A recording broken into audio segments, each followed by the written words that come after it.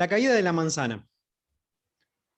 Las colinas de Burstrop Manor, en Lincolnshire, Inglaterra, reposaban plácidas aquella soleada tarde de julio de 1665. Tan plácidas que al joven Isaac le pareció encontrar el lugar y el momento indicados para acompañar el descanso con un té de media tarde. Estaba hallando el ritmo constante y apacible de la campiña como el cobijo ideal para volver una y otra vez a ciertas reflexiones. Después de todo, este era el hogar de su niñez, aquí había crecido, entre granjas y animales, y no volvería a Cambridge hasta que aquella maldita peste hubiese pasado. La universidad estaba cerrada, y se sentía afortunado, como una cuestión de hecho, en poder transitar la cuarentena inmerso en el aire campestre. Quizás era como sostenía Aristóteles, todas las cosas se mueven hacia su lugar natural. ¿Cuál era el suyo? Tal vez ahí, sentado a la sombra de aquel manzano, contemplando la naturaleza, sus misterios más sutiles, o tal vez en el altillo, ahora informal estudio, en donde realizaba sus experimentos de luz y movimiento, indagando en los más internos mecanismos de funcionamiento de esos misterios. El fenómeno de movimiento era definitivamente uno que le intrigaba, y no sin paradojas. Ya se preguntaba Zenón de Lea cómo podía una flecha en pleno vuelo estar en movimiento si en cada momento estaba en un lugar determinado y por lo tanto en reposo en todo momento. A diferencia de Heráclito, quien concluyendo que nadie puede bañarse dos veces en un mismo río, ya que sus aguas nunca son las mismas, sostenía que no existe otra cosa que movimiento. Aristóteles había detectado la falacia en estos razonamientos. El río siempre es el mismo como río, precisamente porque nunca es lo mismo que agua corriendo. Y así se vio pensando Isaac, cada pequeñísimo incremento en el movimiento de la flecha, aunque fuera cercano a nada, de alguna manera sumaba a un cambio en el estado general. Ciertamente, la flecha está moviéndose en todo momento. Pero para resolver estos asuntos, no solo había que recurrir a la razón, diosa cartesiana, sino también a la indagación empírica. ¿Habría sido esto lo que le faltaba a los griegos? Bien lo sabía Galileo, quien había demostrado que Aristóteles se equivocaba al pensar que los objetos más pesados caen más rápido, comprobándolo mediante sus experiencias con esferas y rampas. Supo imaginar, maravillosamente, que si en un barco en movimiento constante se dispara una flecha hacia arriba, mirándola desde el barco, esta retornaría en línea recta exactamente al mismo punto donde fue lanzada, ya que a la caída natural se le agrega la inercia del barco. Era como un explorador que se hace a la mar y encuentra los más bellos tesoros en islas recónditas. Y justo así, como si el espíritu de Galileo se materializara ahí mismo, acto seguido se liberó una manzana del árbol, cayendo y dando un golpe sordo contra el pasto blando, despertando a Isaac de la ensoñación. La excitación inundó su alma con una repentina embriaguez. ¿Por qué debería caer la manzana siempre perpendicularmente hacia el suelo? ¿Por qué no hacia el costado o hacia arriba? ¿Por qué caen las cosas constantemente hacia el centro de la Tierra? Seguramente la razón tiene que ser que la Tierra las atrae. Tiene que haber un poder atractivo en la materia. Y la suma del poder atractivo de la materia de la Tierra debe estar en el centro de ella, no en cualquier otro lugar. Por lo tanto, la manzana cae perpendicularmente, o sea, hacia el centro. Pero si la materia atrae a la materia, seguramente debe ser en proporción a su cantidad. Entonces, así como la Tierra atrae a la manzana, ¿también la manzana atrae a la Tierra? Y si es así, ¿es posible que el mismo poder se extienda por todo el universo? El tiempo pareció detener su momento y su visión se volvió más clara, erizándosele la piel, como cuando se tiene la sensación de cierta majestuosidad. Había algo aquí, algo nuevo, un atisbo de algo grande, un inmenso océano de verdad aún sin descubrir, y él era como un niño, jugando en la playa, encontrando de vez en cuando una piedrita interesante, o una caracola tan bonita como esta, como el misterio de la caída de las cosas. que lo hacía sentirse niño de nuevo y supo así la respuesta a por lo menos una de las preguntas. Su lugar estaba en Cambridge. No veía la hora de volver y comenzar a desarrollar esta teoría. Qué interesante, Seba, lo que nos estás contando, ¿no? Hola Willy, ¿Qué ¿cómo tal? estás? ¿Cómo andás? Muy bien. Me gustó mucho el relato y me surgieron muchas preguntas. Eh, Qué interesante la historia de que este buen hombre elaboró todo eso en un contexto como en el que estamos viviendo nosotros, ¿no? Primero, tal cual. Sí, sí, primero O que nada. sea, con una situación de una pandemia, de una epidemia muy grande, teniendo que estar recluido, él tenía evidentemente una buena finca, un lugar campestre, la famosa campiña inglesa, Claro, y era lo de su debe haber, familia, sí. y lo debe haber disfrutado a ese lugar. Eh, y otra de las cosas que me llamó la atención en el relato que nos acabas de hacer es cómo citaste a los autores griegos. Qué interesante, porque ya se ve que los griegos se venían preguntando un poco estas cosas sin poderlas resolver del todo, ¿no? Claro, claro. Hay una historia que, si uno narra o indaga la historia de la gravedad, de la teoría de la gravedad, podemos entender que no arranca con Newton, sino que Newton es la síntesis de un largo proceso en realidad sobre el movimiento y sobre la realidad, que los griegos ya habían, eh, donde se habían aventurado de alguna manera, pero ellos tenían todos estos problemas sin resolver y Ujú. de a poco, cuando se abre la modernidad, con Descartes, con el surgimiento de la ciencia, como la conocemos hoy, ahí se empiezan a hacer, se empiezan a hacer experimentos. Y bueno, Newton corona con esta idea que después él va a presentar 20 años más tarde en su Principia, como se decía en latín, eh, esta idea de la gravedad, de la teoría de la gravedad Claro.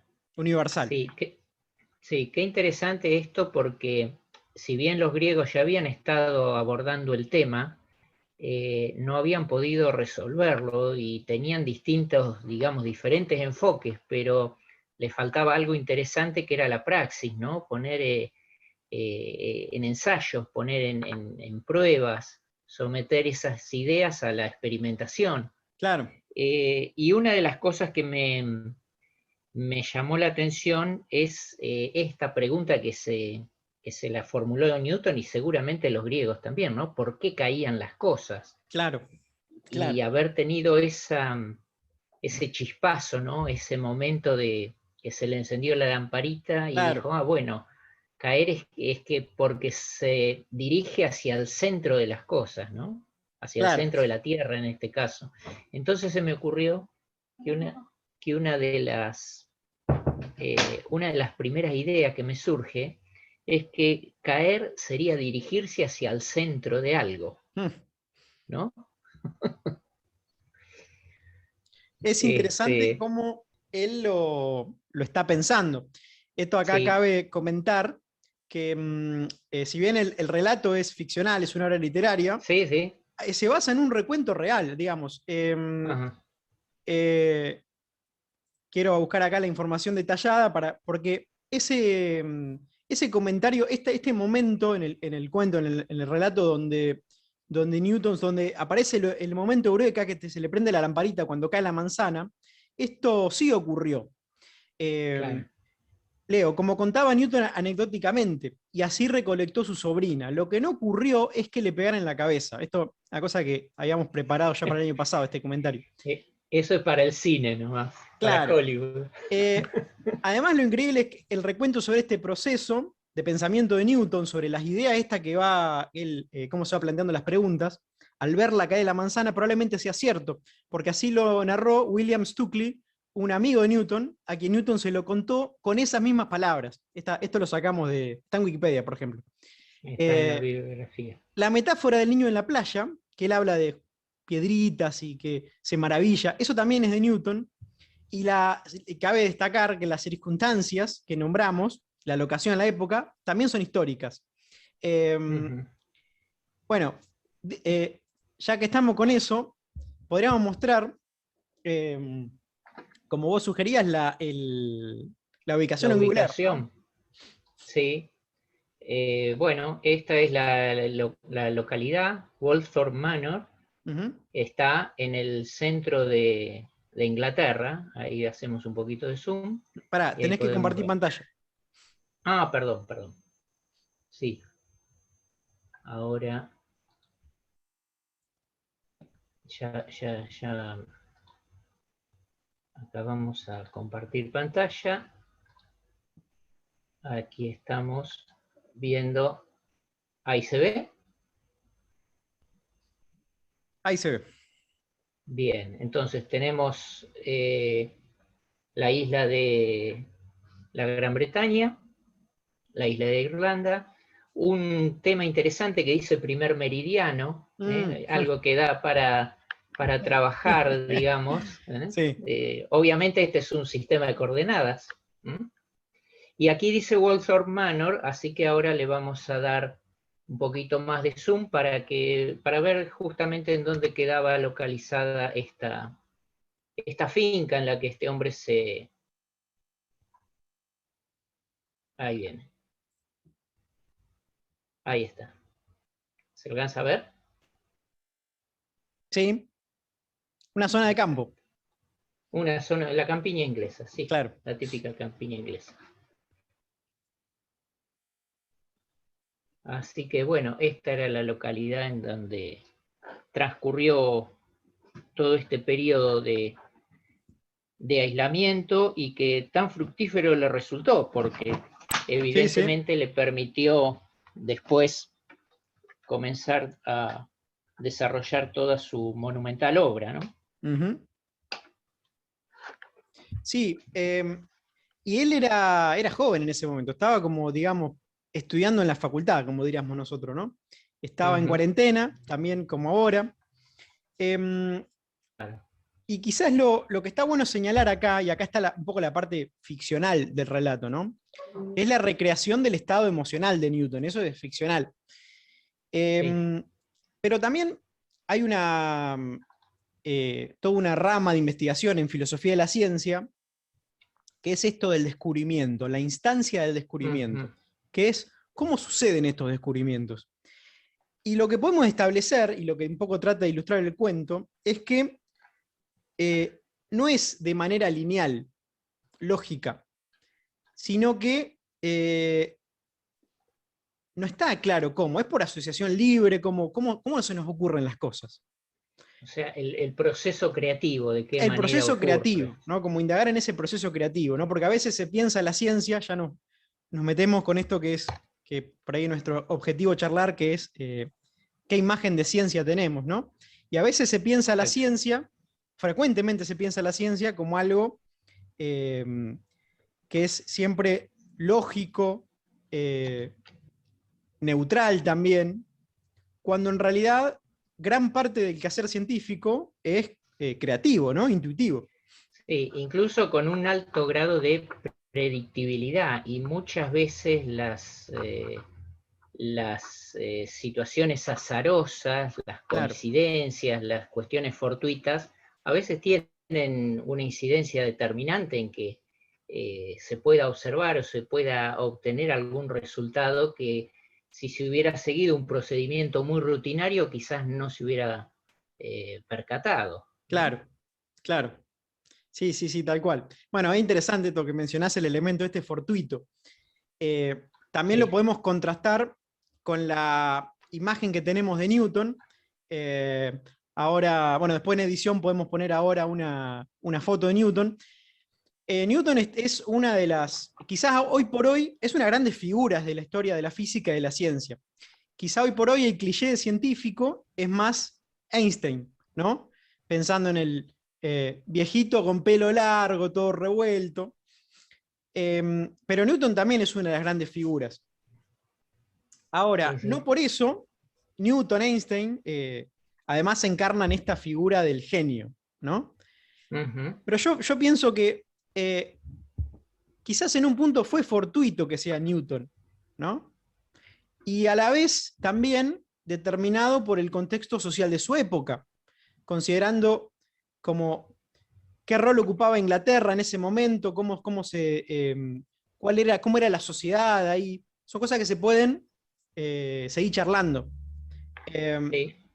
Pero a lo que voy es que yo creo personalmente que no porque Newton haya hecho este descubrimiento, los descubrimientos de esta manera, los descubrimientos se producen así, como con un gran, aún iluminado, con un gran flash.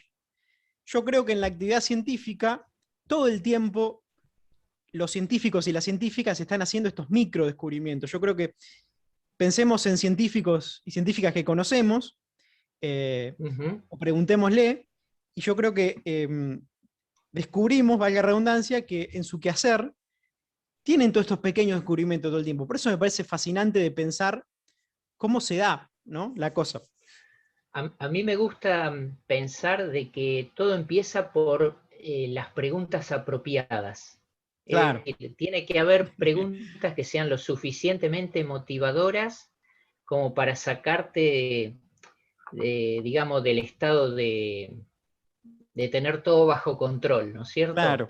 Y son preguntas que de alguna manera te desestabilizan, te llevan a una situación en donde los recursos que tenés usuales te das cuenta que no alcanzan, ¿no? Sí, sí, sí, sí, sí. Y me parece que el tema de poder hacer las preguntas que motiven o que desestabilicen o que te saquen de esa instancia o de esa situación de control, son las que de alguna manera ponen en marcha todo esto, ¿no? Tal Y cual. se genera después como una especie de bola de nieve, me imagino, en donde también la cuestión del azar, de lo fortuito, de compartir con otros, porque muchas veces en la Claro. charla con otro surgen ideas, en pensamientos, surgen enfoques que permiten reorientar todo el abordaje de estas problemáticas, ¿no? Claro.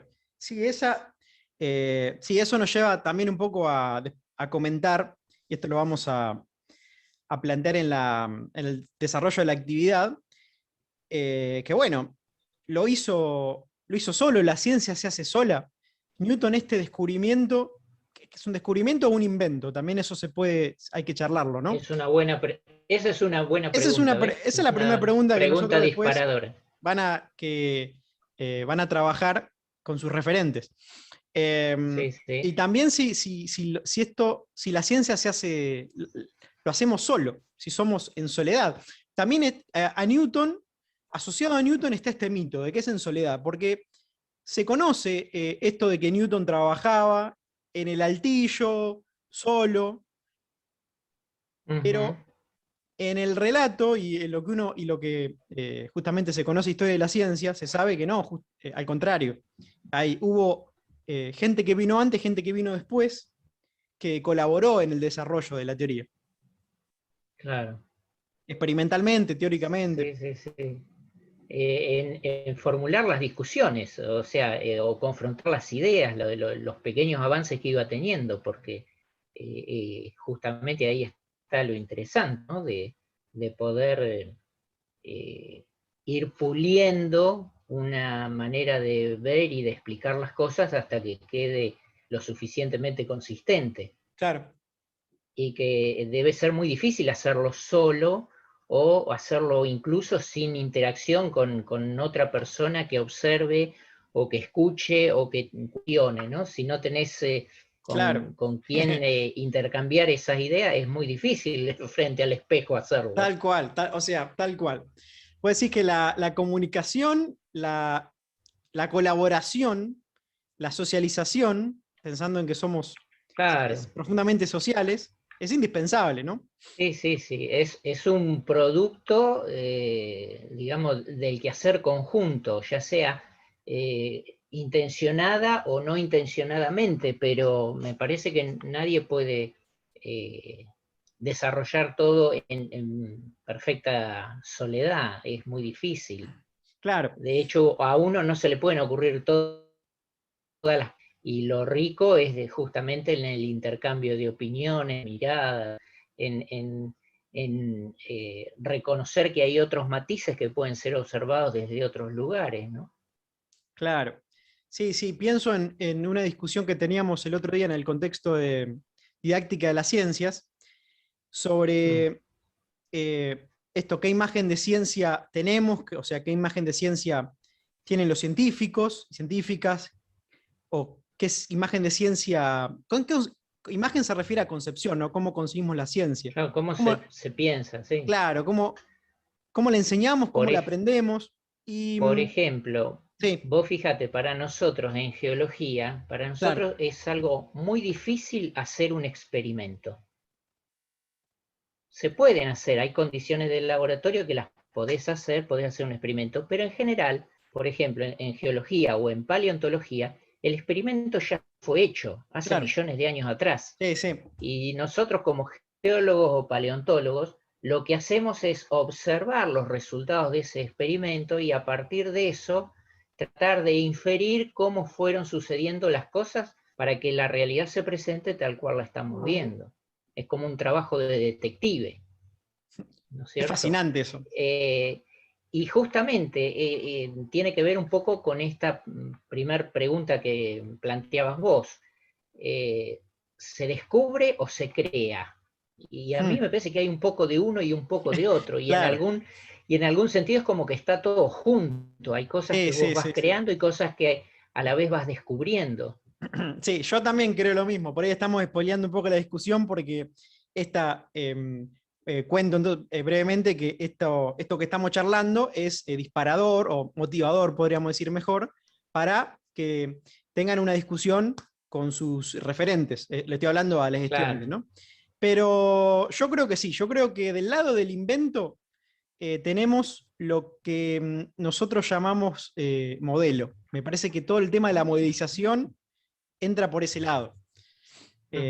Hay tela para cortar, sí. Y de hecho yo te Sí, quería preguntar sobre geología, ¿no? Porque yo también sí. pensaba, pensando en todo esto, pensando en el ejemplo este de la gravitación, de Newton, de física.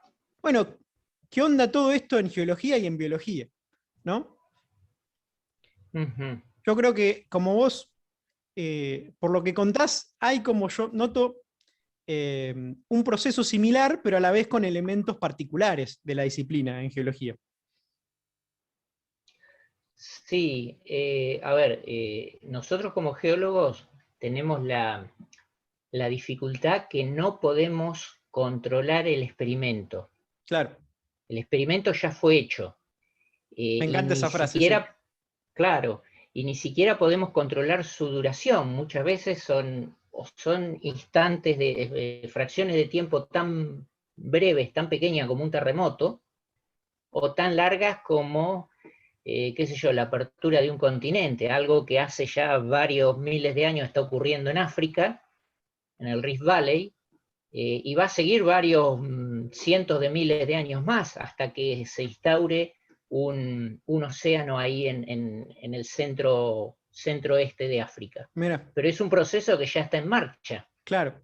Nosotros como geólogos ya lo estamos viendo, digamos, la mayoría no se Sí, ha dado cuenta, pero eso es un proceso que está en marcha.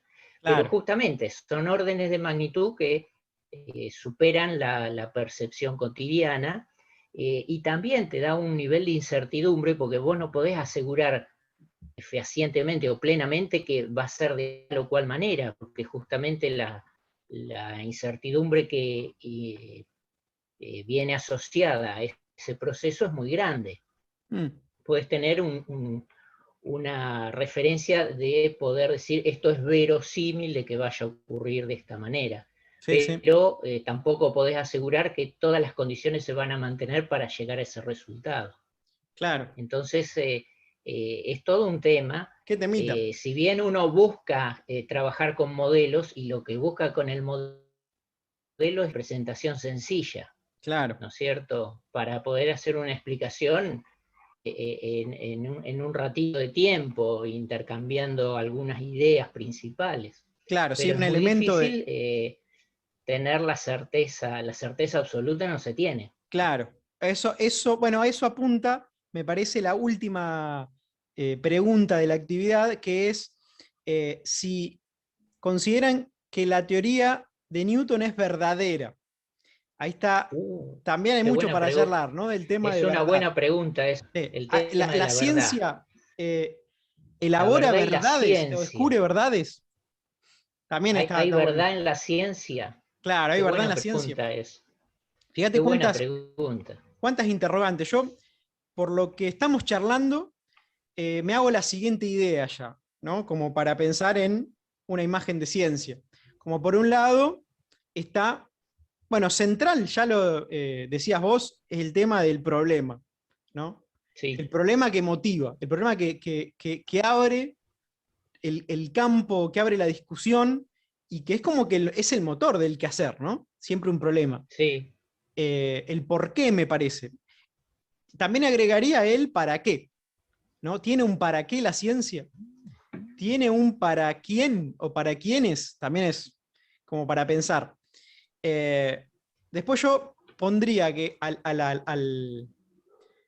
digamos, a la sopa me echaría todo lo que es lo psicológico, lo individual, la formación Ujú. que tienen los científicos, sus deseos también, sus deseos, sus proyecciones.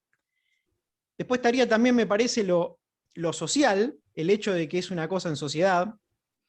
Eh, y Sí, hay bueno, un lo contexto dejo ahí. histórico, Sí, podemos decir un contexto histórico. Hoy el contexto histórico está marcado por la pandemia principalmente, claro. ¿no? Y todo el efecto que eso produce en la gente, en los países, en la economía, en las cuestiones de trabajo, en las cuestiones vinculares, porque Mm, no nos estamos pudiendo reunir a tomar unos mates, a festejar un cumpleaños, o sea son situaciones que de alguna manera nos atraviesan más allá de nuestras propias decisiones, ¿no es cierto? Son sí, situaciones que sí, de alguna manera están impuestas. sí, Y sí. sí, está bueno estas preguntas justamente, quizás no para dar una respuesta taxativa, pero sí para formularse estas preguntas y pensarlas y reflexionarlas un poquito, ¿no? Porque Claro. creo que en en la elaboración de todas estas interrelaciones que uno va descubriendo, ahí está el sabor de buena parte del quehacer científico. Claro. Bueno, podemos dejar entonces planteado un poco a ver, este desafío, a ver cómo completamos entonces la imagen de ciencia, ¿no? Tenemos el problema, tenemos los elementos individuales psicológicos, tenemos los sociales, falta alguna dimensión más, ¿sí? Y yo también, además, punto aparte no sé si te parece que podemos ir cerrando, Sí, eh, cómo no. te quería hacer esta pregunta. Dale. Por qué un cuento? ¿Qué lugar tiene un relato literario en una clase de física? ¿Por qué arrancamos así?